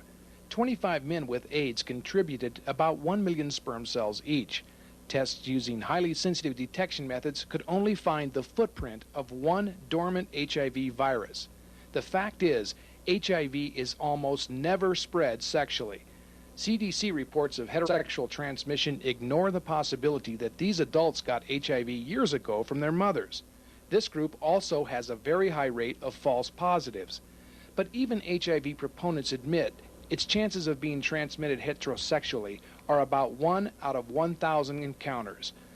The lovers and sexual partners of Magic Johnson, Arthur Ashe, Rock Hudson, and Liberace are all HIV negative, yet we're continually told that safe sex will stop AIDS. We've had a problem with young people not knowing about protecting themselves. The original projections of AIDS ravishing the nation as a sexually transmitted disease have fallen far short because they assumed that prostitutes would become infected and then pass HIV on to their clients, who would then spread the virus throughout the entire population. But studies reveal that prostitutes almost never get HIV infections unless they also use drugs. Even in foreign countries where condoms are rarely used and prostitutes have over 100 sexual partners a week, HIV infection is virtually non-existent. Programs in schools and AIDS awareness centers that promote safe sex may be effective in preventing pregnancy and venereal diseases, but they've had no measurable effect in stopping AIDS. Still, the concept of a killer sex virus has proved to be the most effective tool in spreading the HIV/AIDS propaganda and raising public funding. Everyone from Sunday school teachers to gay AIDS activists have dramatized the threat that AIDS can strike anyone through sex. Why are they intentionally terrorizing the population? In a very revealing examination of the government's AIDS program, the Wall Street Journal reported that the CDC knew way back in 1987 that HIV was not spreading sexually into the whole population, yet they continued to exaggerate the risk. CDC official Dr. Walter Dowdle went as far as to say, quote, as long as this was seen as a gay disease, or even worse, a disease of drug abusers, that pushed the disease way down the ladder. The public would never support a program to help a few people suffering from the effects of their recreational drug use. So AIDS had to become a disease everyone could get. Simply convince the masses they're threatened by a plague and they'll be glad to fund any means of stopping it.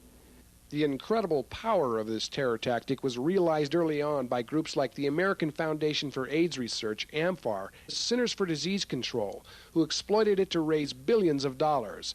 It was an easy ploy to sell and politically correct with gay activists.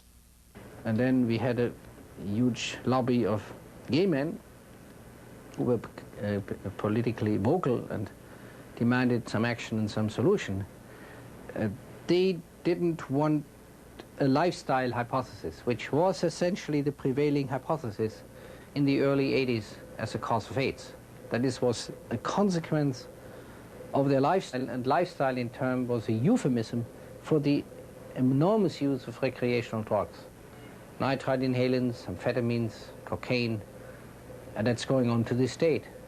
Although I would like to really make that clear, that I'm far from claiming they are to be blamed for it.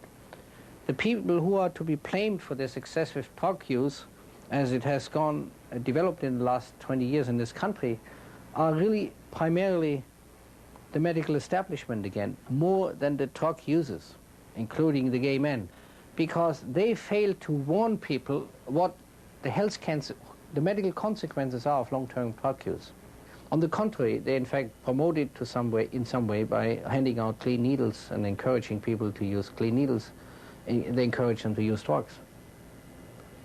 So I'm not blaming the users, as they often pigeonhole me and say you're a homophobe or you're against junkies or you're anti-libertarian and all this. So AIDS was transformed from a drug problem to a disease, and it big time. With a generous supply of taxpayers' dollars, the Centers for Disease Control could reinvest in HIV, and that's just what they did. Grants and support from the government, along with tax-deductible gifts from the private sector, became available to any organization supporting HIV. And right behind the CDC came the pharmaceutical industry. Glaxo Wellcome and Bristol-Myers Squibb have provided hundreds of thousands of dollars to AIDS organizations to promote seminars on the benefits of using their drugs. Soon, even rebels like Martin Delaney, who were at one time critical of the use of AZT, reversed their position 180 degrees after receiving contributions from the pharmaceutical giants. Act up, fight back, fight AIDS. These leaders of the AIDS organizations are often seen at extravagant AIDS benefits with politicians and film stars who raise millions of tax-deductible dollars for the AIDS establishment. AIDS organizations have also become very active in the battle for gay rights because this appeals to homosexuals who join the group effort.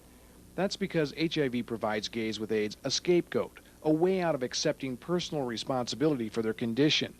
This illusion is exploited by the AIDS establishment through their AIDS organizations, who equate the war against AIDS with the struggle for gay rights. Through boycotts, newspaper editorials, and the mass media, AIDS organization leaders shift the blame for AIDS onto the straight community, who aren't doing enough and somehow responsible for HIV taking thousands of lives. The fig leaf egalitarian philosophy behind HIV has become a political giant. Regardless of how one feels about gay rights, you have to wonder why money being spent to fight a disease goes to promoting the behavior so closely associated with the cause of that very disease. Are they really for gay rights, or are they using this to cultivate more AIDS patients? And as gays philosophically identify with the war against HIV, it becomes a politically correct means to their own self-destruction. Anyone who opposes the HIV mindset is labeled uncompassionate, homophobic, and a social menace. Even gay activists like Michael Callan and Sean Current, who have denounced HIV and treatments like AZT, soon find themselves ostracized by other homosexuals. The conservative right is also part of the plan. The CDC and the AIDS establishment have buttered both sides of the bread politically and support churches, community health centers, doctors, and schools with HIV disinformation and, in some cases, government funding. One group in particular, Americans for a Sound AIDS Policy, is lobbying for mandatory HIV testing. But scientists remain the most important group to control. Because money for research is handled by the National Institutes of Health, anyone who dares to challenge the HIV hypothesis risks losing their funding. Dr. Peter Duesberg was given the Outstanding Investigator Grant, the NIH's most prestigious award. But when he began presenting arguments against HIV, his funding was terminated. Yes, I had for 28 years, I had government grants to do research, and I lost them all since I questioned the HIV hypothesis. I, for one, have tried in the last 2 or 3 years, desperately. I've written 18 grant applications to study the effects of recreational drugs on cells in culture, on animals, or even on humans, if this were possible. Every one of these applications has been turned down. And there's not one single study funded by the National Institute of Health or by the Department of Health and Human Studies, I say not one, not even uno, that studies the long-term effect of these drugs on health. The amount of funding going into HIV/AIDS research is tremendously disproportional to the masses afflicted with other diseases. AIDS patients get $15 of government funding for every $1 spent on patients with cancer, heart disease, or MS. So the resources and scientific research used in HIV/AIDS diverts our efforts from other diseases that afflict larger groups of the population. In this way, HIV and AIDS are killing us all. In order to justify the need for this enormous amount of money, the AIDS industry must continually perpetuate the terror of a mass epidemic while making announcements about breakthroughs in research and new drug treatments. Yet the answer, they say, is still years away. To keep the AIDS threat alive, the CDC has used statistical sleight of hand. For example, they keep adding diseases to the AIDS disease list. Naturally, as diseases are added to the list, AIDS cases increase.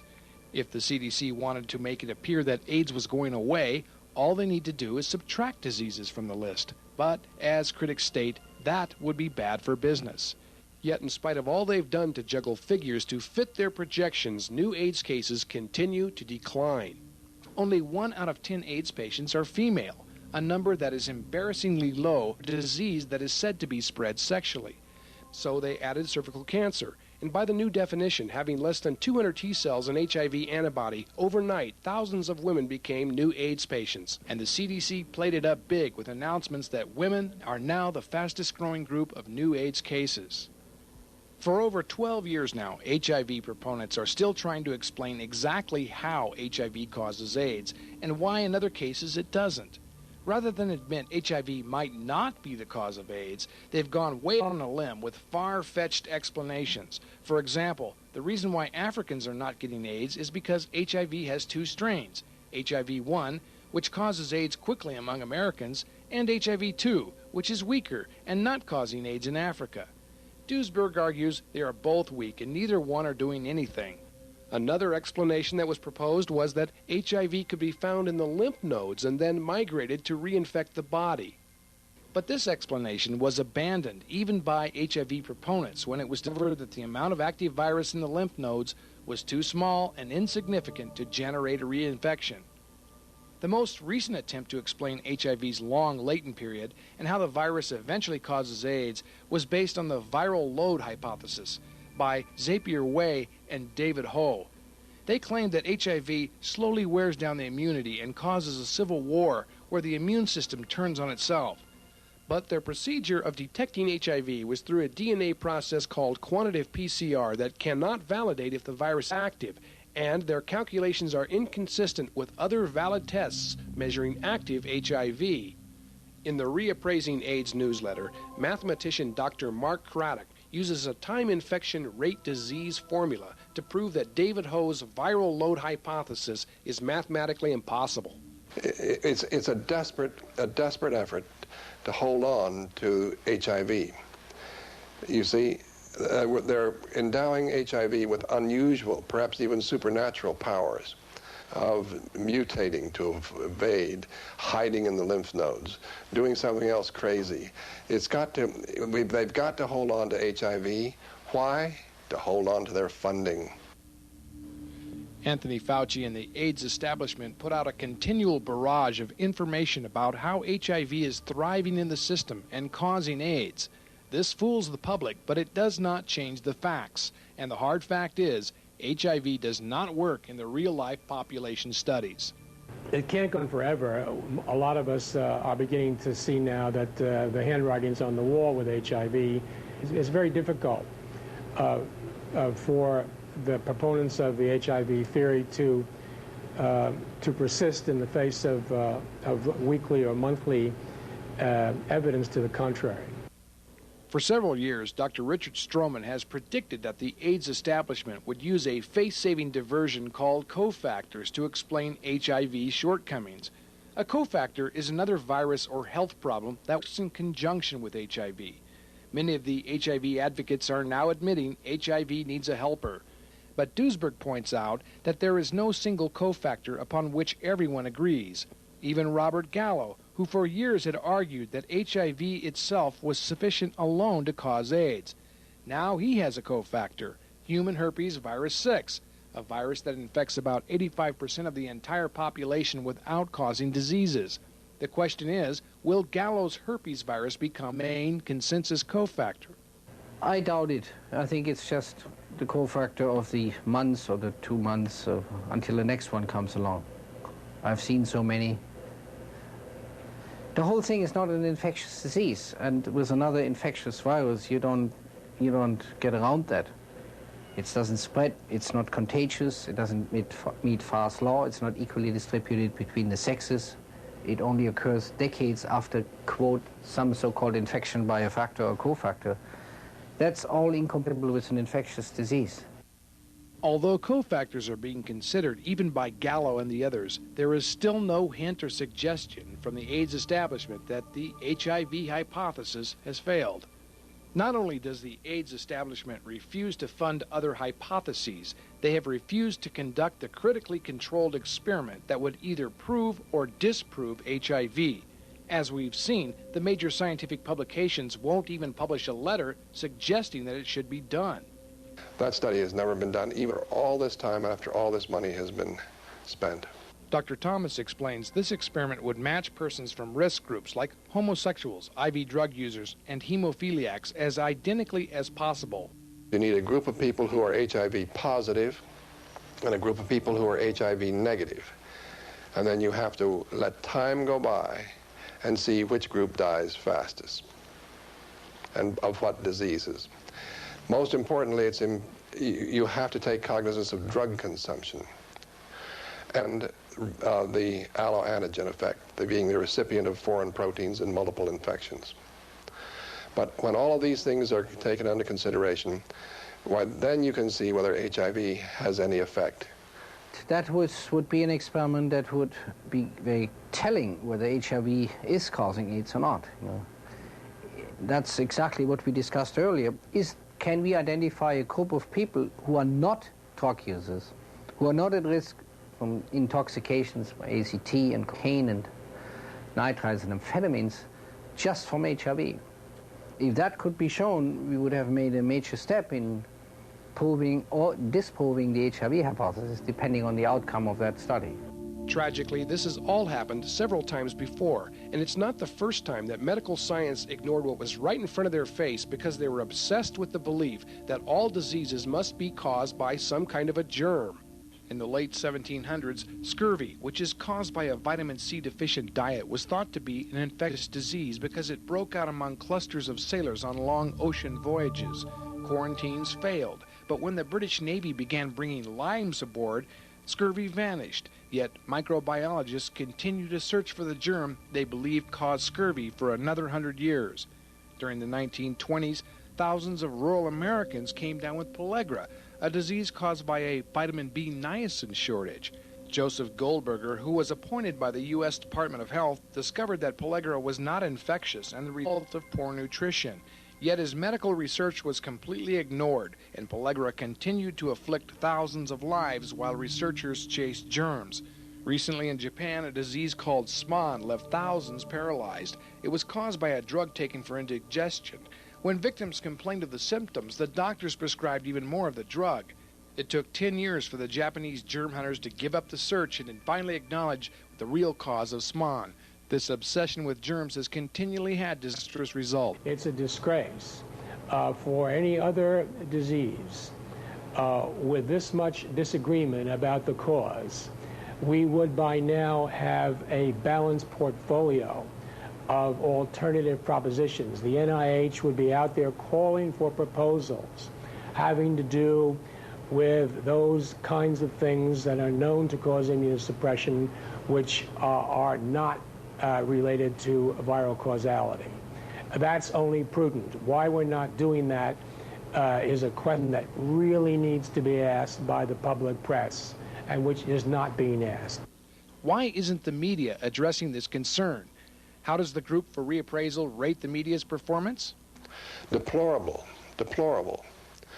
I can't understand why the media have behaved the way they have. For example, if a politician were to give a handout to the media, why, they would tear it apart with criticism. But somebody from the NIH hands out an equivalent document to the standard media, and they swallow it line and sinker and don't question it at all. They don't even seek a dissenting opinion. I think that their overall performance has been a great disservice to the American people. Attempts to present interviews with Peter Duesberg in the major news media have met with strong opposition from Fauci and the AIDS establishment, and they are often canceled. But the issue is not going away, and the argument against HIV is raging on radio talk shows, newspapers, and thought-provoking programs like Tony Brown's Journal. Finally, in 1993, ABC's news magazine Day One became the first major network expose to question HIV and the AIDS establishment. After asking some tough questions, reporter John Hockenberry and the producers were reprimanded by Anthony Fauci and the AIDS establishment. I know that from the producer, Regush, so he told me there were already calls from Anthony Fauci. You're risking the nation's health and big health issues at stake. It's not only money, it's not just entertainment. People are dying. And this kind of intimidation, it's happening to the reporters just as much as to scientists. If they don't conform, they won't keep their job as the AIDS reporter. An AIDS reporter who had once said HIV is not causing AIDS would not be invited to the next AIDS conference by Fauci or by Bill Paul or Gallo or David Baltimore or David Ho. He would be at home and watching television while it's doing. So he wouldn't have a column to report from the meeting or when he comes back, and he wouldn't be in the loop any longer.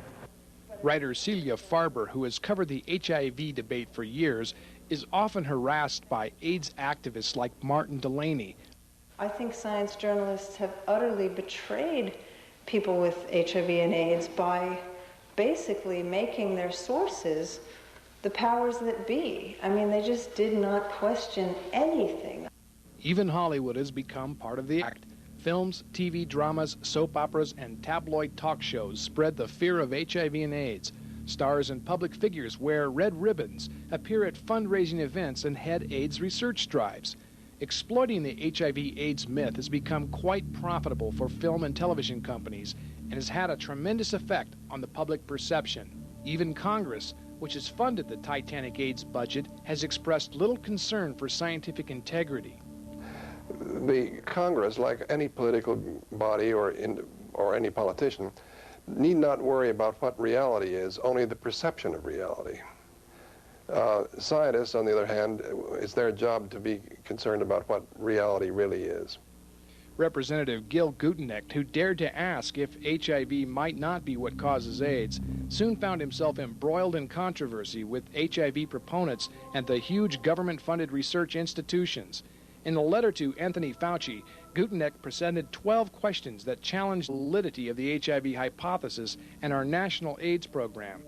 After 4 months, the response came back from Donna Shalala in a letter that was fraught with prevaricated assertions, undocumented claims, and statements that are false. Indeed, it was more political than scientific. As for the actual proof HIV causes AIDS, she cited prospective and retrospective cohort studies in San Francisco and Africa that have shown that HIV causes AIDS.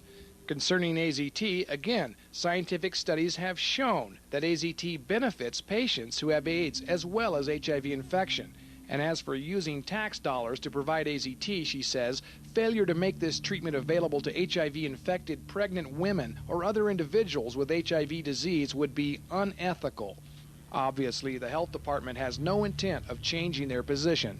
Guteneck says, when these questions are raised, conspiracy of silence is deafening, especially among the scientific community. Guteneck believes that this issue needs to be resolved among scientists. But why hasn't it? After 12 years, the AIDS establishment has been unwilling and unable to prove HIV causes AIDS and disputed all other causes. The reason?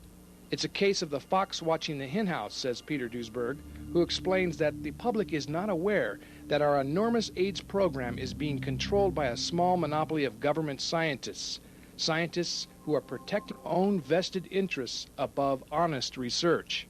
These are review panels set up by professionals, but the professionals are not without vested interest. These are essentially juries that are selected by the establishment, and people who are already funded by the establishment, who are unlikely to consider an alternative.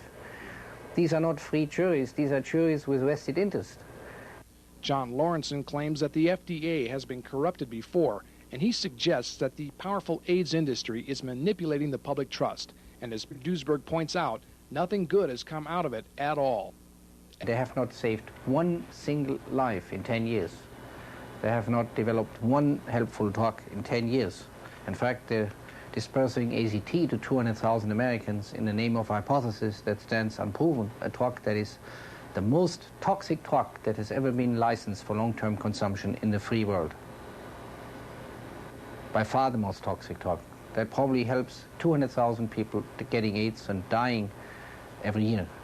So that's the merits of that monopoly or that structure that is controlling $7.5 billion for AIDS research and treatment, and a similar amount for cancer research currently in this country. Duesberg says it's becoming obvious now. We are being deliberately misled. I think it is too late to make the case of innocence that they didn't know any better. They should have asked themselves, even if I had never been around, are we on the right track if we don't get it? That's what's called the scientific method. If a hypothesis fails, you're obliged to consider an alternative, not to defend your vested interest in the prevailing hypothesis. Your companies, your papers, your grants, your television notoriety, and so on. If you're an honest scientist, if you're concerned about the fate of people who pay for it and die from it, you should say, maybe we should look at something else.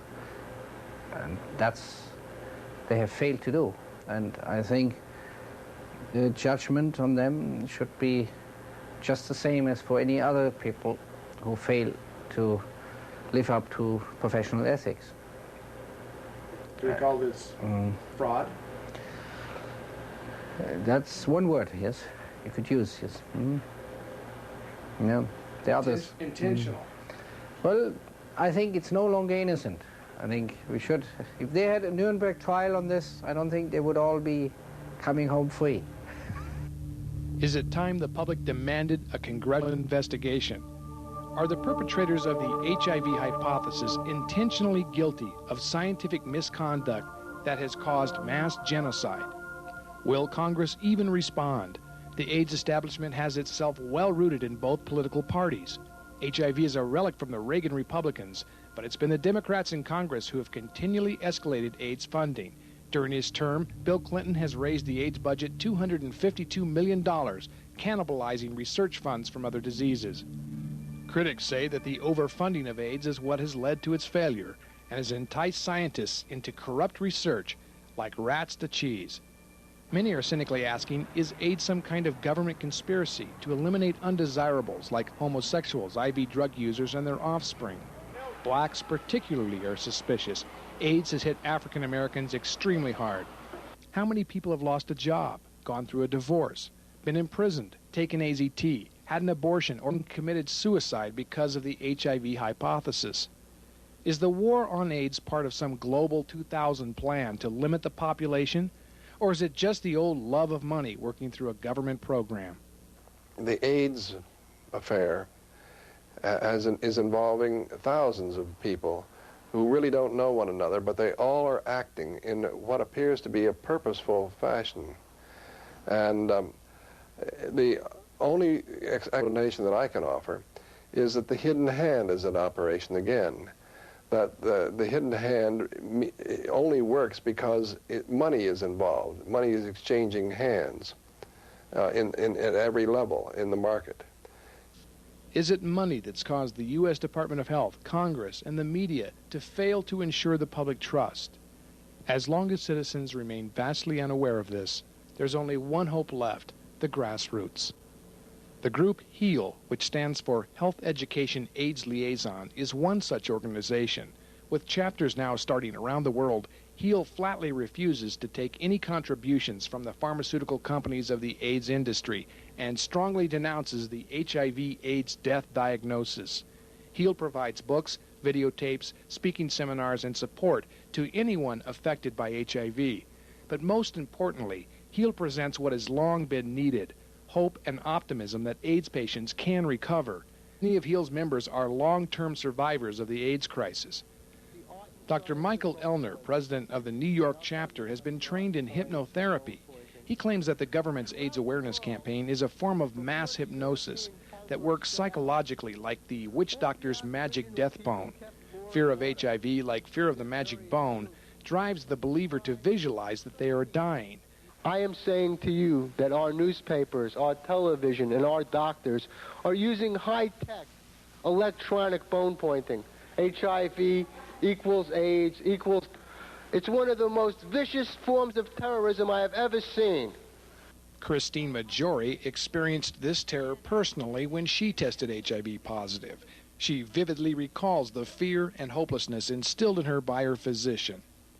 Don't waste your money, don't waste your time on vitamins. There's nothing you can do for your immune system. Just wait till you get sick, and then we'll give you AZT.